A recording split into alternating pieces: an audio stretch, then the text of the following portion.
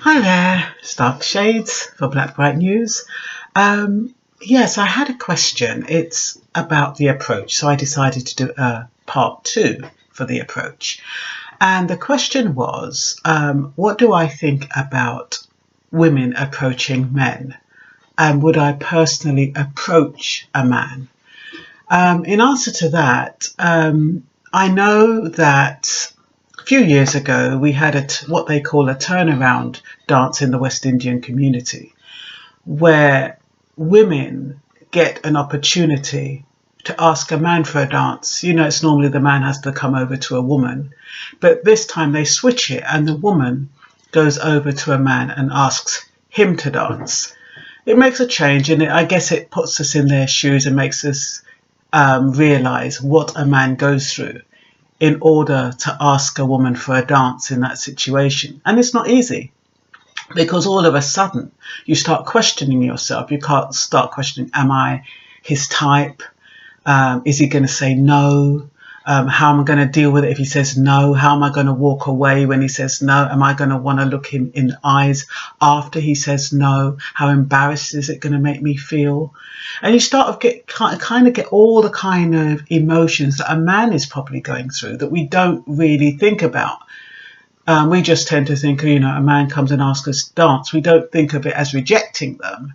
When we say no, we just think, oh, maybe there's somebody in the place that we've got our eye on and who we are kind of waiting for, that particular person who we like to ask us for a dance. So when we say no to somebody who's asked us for a dance, I don't think many of us kind of think, oh, we're rejecting that person. We just think, oh, well, no, I've got my eye on someone else.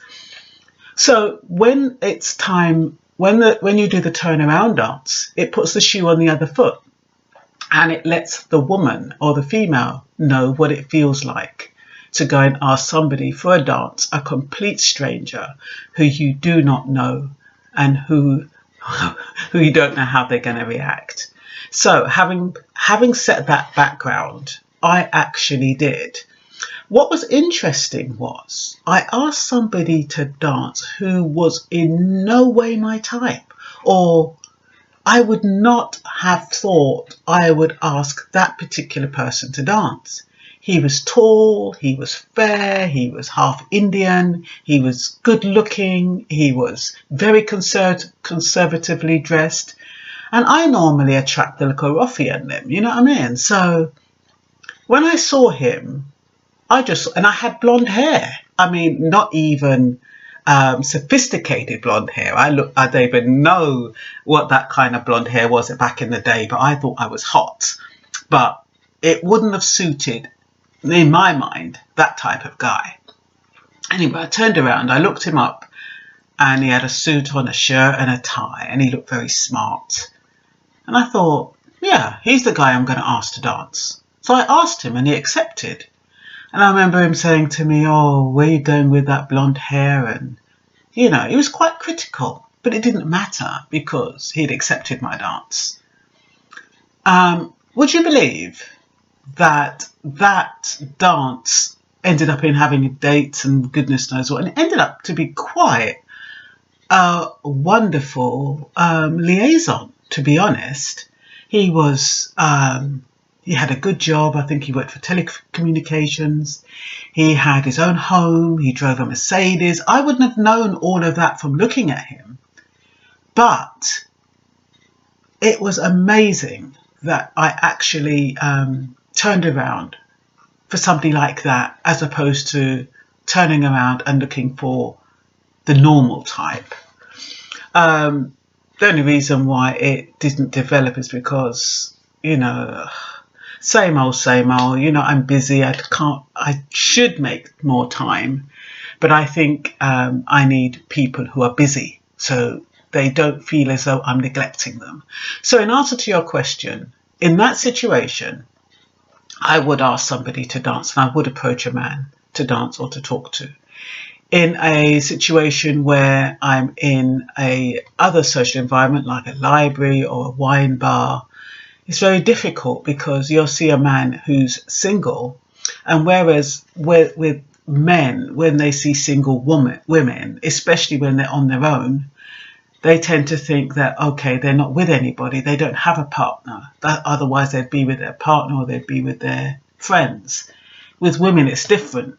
A man doesn't, you don't know that man, whether he's married, whether he's, or he's got a girlfriend. And so the dynamics are a bit more difficult. So in that situation, I think I'd wait for a signal. That doesn't mean he's not married or he doesn't have a girlfriend, but it does mean that he is interested in me. So yeah, depending on the circumstances, that's how. And the amazing thing is that all those thoughts in a wine bar or in a library or in some other less social place, it didn't occur to me that that guy I turned around and asked to dance might have been married, might have had a girlfriend. That didn't even come into my mind. So it's interesting, the dynamics that go on when you're thinking about approaching someone to just talk to or dance with, or just in general. It's not easy. It's really not easy. But I think we have to grab by the balls and take that first step. I mean, you never know where it's going to lead. Even some people, they're in a relationship, they might not even be in a happy relationship. You just have to go on the signals.